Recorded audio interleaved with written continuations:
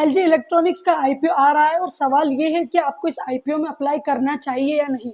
आइए कुछ फैक्टर समझते हैं, कुछ एडवांटेज है, कुछ डिसएडवांटेज है। पूरी वीडियो एंड तक देखना, एंड में मैं आपको बताऊंगी कि आईपीओ में आपको अप्लाई करना चाहिए या नहीं। एलजी के आईपीओ आ रहा है, उसमें आप एक चीज समझना कि जो उसकी लिसनिंग गेन है, मतलब लगभग जीएमपी की अगर हम बात करते हैं तो वो है 21%। आज की डेट में अगर आप जीएमपी देखोगे तो उसकी 21% जीएमपी है, जो काफी अच्छी है। और हो सकता है कि कल जैसे ही आईपीओ आई, कल से आप अप्लाई कर सकते हो। अप्लाई की डेट है उसमें 7 अक्टूबर से 9 अक्टूबर के बीच में आप अप्लाई कर सकते हो सकता है कि जीएमपी और भी ज्यादा बढ़ जाए। अब सवाल यहाँ आता है कि इस आईपीओ में आपको अप्लाई करना है या नहीं करना, और क्या क्या फैक्टर इसको देख के आपको लगता है कि नहीं, अगर आप इस आईपीओ में अप्लाई करोगे तो हो सकता है कि आप अच्छा खासा प्रॉफिट लेके निकलो। चाहे आप इन्वेस्टर हो, चाहे आप एज ए स्विंग ट्रेडर हो, प्रॉफिट बुक करके बाहर भी आना चाहते हो या लॉन्ग टर्म के लिए रखना चाहते हो तो भी। सबसे पहले फैक्टर की बात करते हैं तो ये इंडिया का सबसे सेकेंड लार्जेस्ट होम अप्लायंस है, कंपनी है, ठीक है। थर्ड थिंग इसकी ये देखते हैं तो जो एलजी का जो प्रोडक्ट है, जो प्रोडक्ट बनाने की जो स्किल है एलजी की, या जितने भी एलजी प्रोडक्ट बनाती है, चाहे आपका फ्रीज हो गया, चाहे आपका एसी हो गया, वॉशिंग मशीन हो गया, ये तीनों चीज है जो एलजी सबसे बेस्ट बनाती है। और कहीं भी आप जाओगे सबसे पहले एलजी का नाम आता है, ठीक है। अब आपको ये समझना है कि एलजी के अपन कंपनी डिटेल के बारे में अगर बात करते हैं तो सबसे पहले आप एक चीज समझना है, एलजी यहाँ की कंपनी नहीं है, साउथ कोरिया की कंपनी है। 1977 में इंडिया में ये कंपनी आई है। लगभग 28 साल इसको इंडिया में हो गए हैं एक गुडविल बनाने में, ठीक है।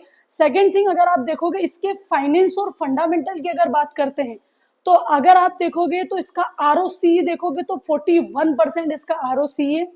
वहीं अगर इसके रेवेन्यू की बात करोगे तो ईयर बाय ईयर इसका रेवेन्यू बढ़ रहा है। फाइनेंशियल ईयर 2025 का अगर रेवेन्यू देखोगे तो 24,625 करोड़ का इसका रेवेन्यू है। और असेट्स भी ईयर बाय ईयर कंटिन्यू बढ़ रही है।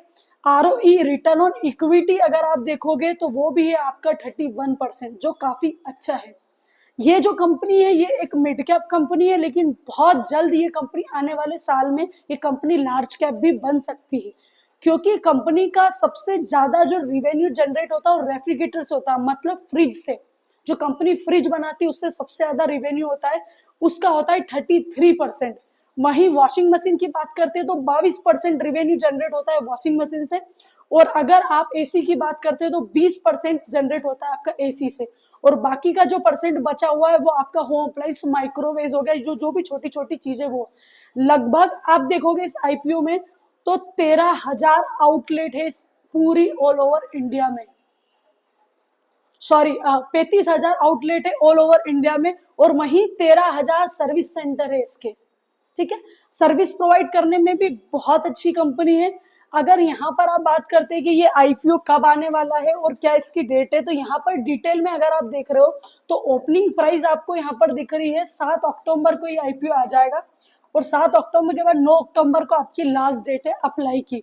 उसके बाद अगर बात करते हैं तो यहाँ पर आपको दिख पा रहा है कि एक लॉट अगर आप लोगे तो वो आएगा 14,820 का। अगर आप अपर प्राइस लगाते हो सकता है 14,900 के समथिंग का आपका एक लॉट आएगा।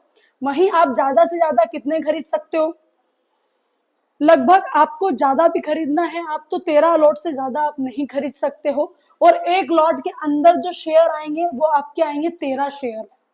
और जो इसकी प्राइस जो रहेगी, आपको अगर मैं प्राइस बताऊं इसकी प्राइस क्या है, तो प्राइस यहाँ पर दिखेगी आपको 1,100 रुपए के समथिंग है। 1,140 की इसकी पर शेयर प्राइस है, मतलब बिडिंग प्राइस है।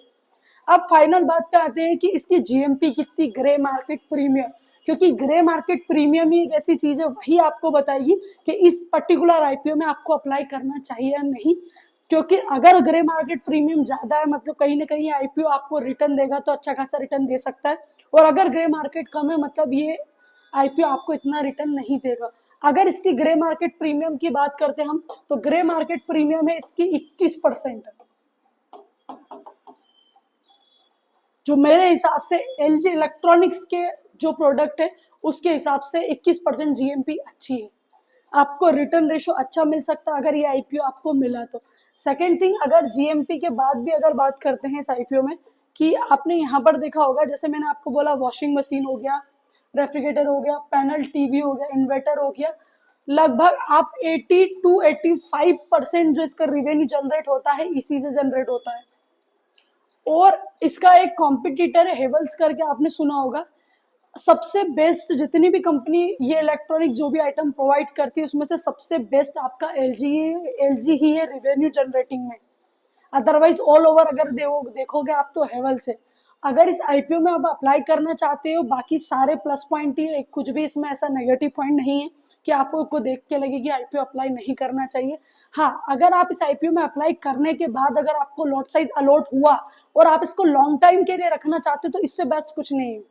आपका ये माइंडसेट है कि आज अगर आपको अलॉटमेंट मिल भी गया और आपने कुछ 10 या 15,000 रुपए का 15,000 रुपए का एक लॉट लिया, 2-3 हजार रुपए का प्रॉफिट लेके आप बाहर आ रहे हो तो वो आपकी चॉइस है। लेकिन मेरा ये मानना है कि इसके फंडामेंटल भी आप देखोगे अच्छे फंडामेंटल है, तो अगर इसको लॉन्ग टर्म के लिए होल्ड करते हो तो आने वाले समय में ये आपको बहुत अच्छा रिटर्न दे सकता है। ऑल ओवर आईपीओ अच्छा है, बाकी डिसीजन आपका रहेगा, आपको लेना है नहीं लेना है। आई होप आपको कुछ सीखने को मिला होगा। और अगर वीडियो में कोई भी डाउट हो तो प्लीज कमेंट बॉक्स में लिख देना।